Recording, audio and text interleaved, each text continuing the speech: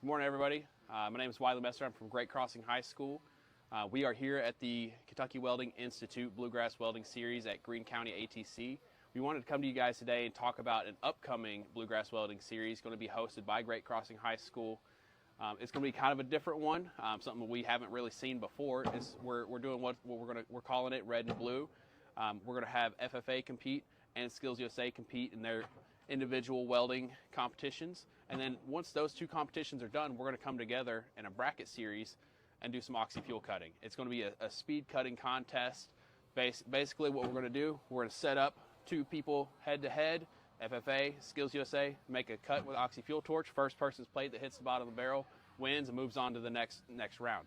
So that's going to be the fun thing at the very end. We think it's a good way to unify FFA and Skills USA because we kind of go against each other in the welding side sometimes because we do different things.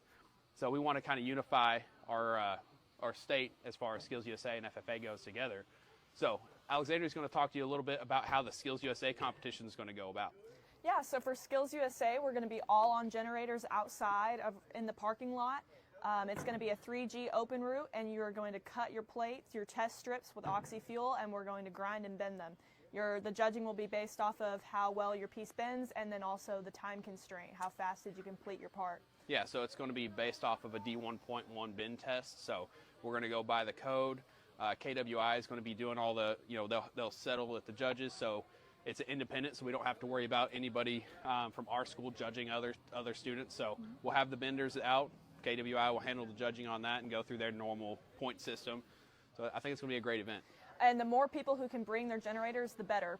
Feel free to bring any of your own generators. That way there's no concern of, I don't know how to use this machine. Bring your own generator so you know what you're doing, and then we'll bend them and see how it goes.